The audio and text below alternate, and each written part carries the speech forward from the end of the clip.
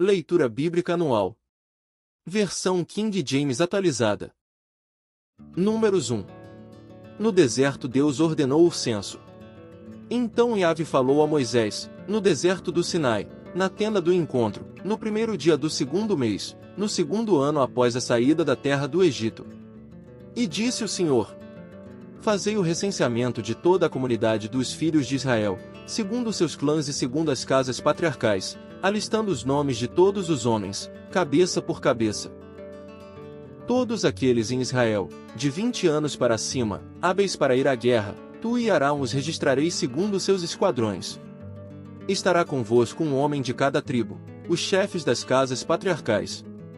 Estes são os nomes daqueles que vos auxiliarão: da tribo de Ruben, Elisur, filho de Sedeur; de Simeão, Selumiel, filho de Zurizadai; de Judá, Naazon, filho de Aminadab; de Issacar, Natanael, filho de Zuar; de Zebulon, Eliabe, filho de Elon; dos filhos de José, de Efraim, Elisama, filho de Amiúde; de Manassés, Gamaliel, filho de Pedazur; de Benjamim, Abidã, filho de Gideonim; de Dan, Aiezer, filho de Amizadai; de Asser, Pagiel, filho de Ocrã; de Gade, Eliasaf, filho de Deuel; de Naftali, Aira, filho de Anã. Esses foram os homens escolhidos na comunidade, eram chefes das tribos de seus antepassados e esses eram os cabeças dos milhares de Israel. Então Moisés e Arão tomaram esses homens que haviam sido designados nominalmente e convocaram toda a congregação, no primeiro dia do segundo mês. Os filhos de Israel determinaram sua descendência, segundo seus clãs e segundo as casas patriarcais, e registraram-se os nomes dos homens de 20 anos para cima, cabeça por cabeça. Assim, toda a contagem da população no deserto do Sinai foi realizada exatamente como Yahvé havia ordenado a Moisés. Os primeiros resultados do censo. Os homens de 20 anos para cima, que tinham idade para servir no exército, foram relacionados por seus próprios nomes, cada um segundo os registros de seu clã e de acordo com sua específica casa patriarcal. Começando pela tribo de Ruben, filho mais velho de Jacó, a soma total das tribos foi a seguinte: da tribo de Ruben, foram recenseados 46.500 homens. Dos descendentes de Simeão, todos os homens de 20 anos para cima, aptos para a guerra foram listados, cada um por seu nome, de acordo com os registros de seus clãs e famílias. O número apurado dos da tribo de Simeão foi 59.300. Dos descendentes de Gade, todos os homens de 20 anos para cima, aptos para a guerra foram listados, cada um por seu nome, de acordo com os registros de seus clãs e famílias. O número apurado dos da tribo de Gade foi 45.650. Dos descendentes de Judá, todos os homens de 20 anos para cima, aptos para a guerra foram listados, cada um por seu nome, de acordo com os registros de seus clãs e famílias. O número apurado dos da tribo de Judá foi 74.600. Dos descendentes de Issacar, todos os homens de 20 anos para cima, aptos para a guerra foram listados, cada um por seu nome, de acordo com os registros de seus clãs e famílias. O número apurado dos da tribo de Issacar foi 54.400. Dos descendentes de Zebulon, todos os homens de 20 anos para cima aptos para a guerra foram listados, cada um por seu nome, de acordo com os registros de seus clãs e famílias. O número apurado dos da tribo de Zebulon foi 57.400. Dos filhos de José, dos descendentes de Efraim, todos os homens de 20 anos para cima, aptos para a guerra foram listados, cada um por seu nome, de acordo com os registros de seus clãs e famílias. O número apurado dos da tribo de Efraim foi 40.500. Dos descendentes de Manassés, todos os homens de 20 anos para cima, aptos para a guerra foram listados, cada um por seu nome, de acordo com os registros de seus clãs e famílias. O número apurado dos da tribo de Manassés foi 32.200. Dos descendentes de Benjamim, todos os homens de 20 anos para cima, aptos para a guerra foram listados, cada um por seu nome, de acordo com os registros de seus clãs e famílias. O número apurado dos da tribo de Benjamim foi 35.400. Dos descendentes de Dan, todos os homens de 20 anos para cima, aptos para a guerra foram listados, cada um por seu nome, de acordo com os registros de seus clãs e famílias. O número apurado dos filhos de Dan foi 62.700. Dos descendentes de Asser, todos os homens de 20 anos para cima, aptos para a guerra foram listados, cada um por seu nome, de acordo com os registros de seus clãs e famílias. O número apurado dos da tribo de Asser foi 41.500. Dos descendentes de Naftali, todos os homens de 20 anos para cima, aptos para a guerra foram listados, cada um por seu nome, de acordo com os registros de seus clãs e famílias. O número apurado dos da tribo de Naftali foi 53.400. Esses, portanto, são os que Moisés, Arão e os 12 príncipes de Israel recensearam, um de cada uma das casas patriarcais. Todos os filhos de Israel de 20 anos para cima, todos aqueles que em Israel tinham a capacidade de servir no exército, foram recenseados segundo as casas patriarcais. O total dos recenseados foi de 603.550 homens. O ministério especial dos levitas. As famílias da tribo de Levi, porém, não foram recenseadas juntamente com as outras. Porquanto o Senhor havia ordenado a Moisés: não registrareis, contudo, a tribo de Levi não a recenseareis no meio dos filhos de Israel. Mas estabelece, tu mesmo, os levitas, para o serviço do tabernáculo que guarda as tábuas da aliança, de todos os seus utensílios, e de tudo que lhe pertence. Eles transportarão o tabernáculo e todos os seus utensílios, exercerão nela seu ministério e acamparão ao redor do tabernáculo, a habitação do testemunho.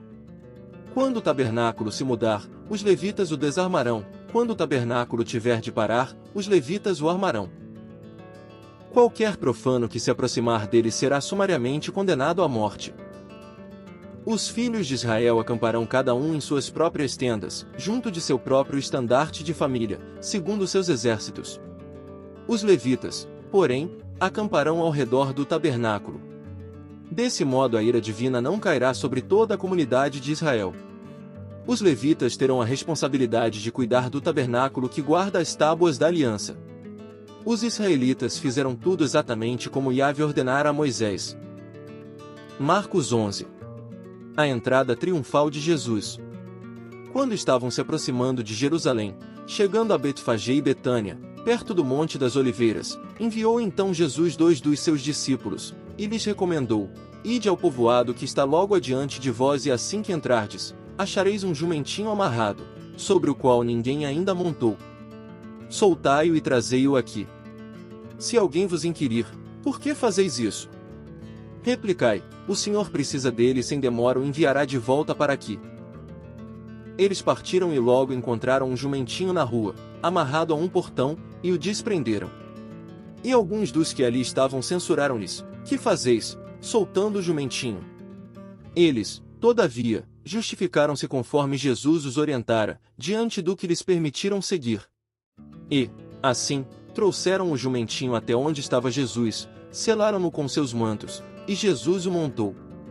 Então, muitas pessoas estendiam seus mantos pelo caminho, outras espalhavam ramos que tinham cortado nos campos.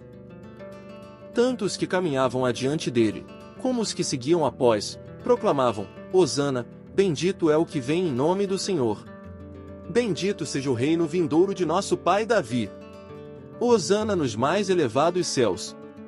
Então, Jesus entrou em Jerusalém e dirigiu-se ao templo. Observou tudo à sua volta e como já era tarde, partiu para Betânia com os 12.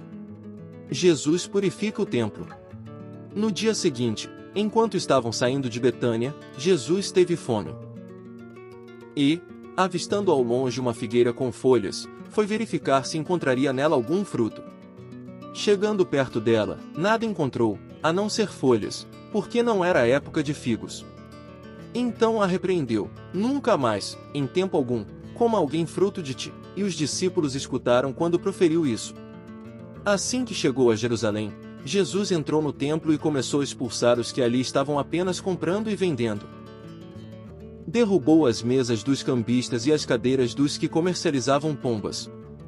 Também não permitia que ninguém transportasse mercadorias pelo templo. E os admoestava exclamando: Não está escrito: a minha casa será chamada casa de oração para todos os povos? Vós, contudo, a tendes transformado em covil de ladrões. Os chefes dos sacerdotes e os mestres da lei escutaram essas críticas e começaram a tramar um meio para assassiná-lo, pois o temiam, haja vista que todo o povo estava maravilhado com o seu saber e ministração. E, ao pôr do sol, eles saíram da cidade. O poder da oração de fé. E caminhando eles pela manhã, viram que a figueira secara desde as raízes. Pedro, recordando-se do ocorrido, informou a Jesus: Rabi, eis que a figueira que amaldiçoaste secou. Observou-lhes Jesus: tende fé em Deus. E com toda a certeza eu vos asseguro, que se qualquer pessoa ordenar a este monte, levanta-te e lança-te no mar, e não houver dúvida em seu coração, mas crer que se realizará o que pede, assim lhe será feito.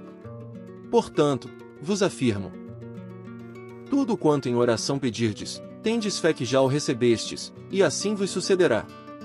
Mas, quando estiverdes orando, se tiverdes algum ressentimento contra alguma pessoa, perdoai-a, para que, igualmente, vosso Pai Celestial vos perdoe as vossas ofensas. Entretanto, se não perdoardes, vosso Pai que está nos céus também não vos perdoará os vossos pecados. A autoridade de Jesus é divina. Mais tarde, chegaram outra vez a Jerusalém. E Jesus, ao caminhar pelo templo, foi abordado pelos chefes dos sacerdotes, os mestres da lei e os líderes religiosos, que lhe questionaram: com que autoridade ages como vens agindo? Ou quem te outorgou tal autoridade para fazeres o que fazes?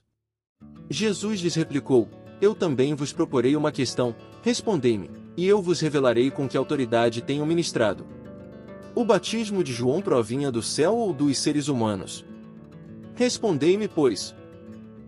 E aconteceu que eles passaram a discutir entre si: se afirmarmos, do céu, ele nos indagará: então, por qual razão não acreditastes nele? Se, por outro lado, declararmos, dos seres humanos, neste caso, temiam as multidões, pois todos realmente consideravam João um profeta. Finalmente declararam a Jesus: não sabemos, e Jesus, por sua vez, concluiu-lhes: ora, nem eu tampouco vos revelarei com que autoridade estou realizando estas obras. Salmos 46. Deus é a nossa segurança e paz. Deus é nosso refúgio e a nossa fortaleza, auxílio sempre presente na adversidade. Portanto, nada temeremos, ainda que a terra trema e os montes afundem no coração do mar. Ainda que se encrespem as águas e se lancem com fúria contra os rochedos. Há um rio cujos canais alegram a cidade de Deus, o santo lugar onde habita o Altíssimo. Nela habita o Eterno e por isso, não poderá ser atingida, ao romper da aurora ele virá em seu socorro. Nações se agitam, reinos se abalam, ele ergue a voz, e a terra se derrete. O Senhor dos exércitos está conosco, o Deus de Jacó é a nossa torre segura. Vinde e contemplai as obras do Eterno, seus feitos estarrecedores por toda a terra. Ele dá fim às guerras até os confins da terra, quebra o arco e despedaça a lança, com chamas destrói os carros de combate.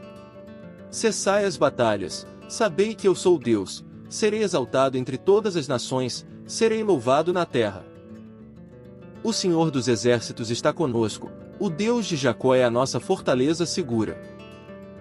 Provérbios 10 versículo 23. Para o insensato, praticar a iniquidade é um divertimento, mas o ser humano verdadeiramente inteligente deleita-se na sabedoria.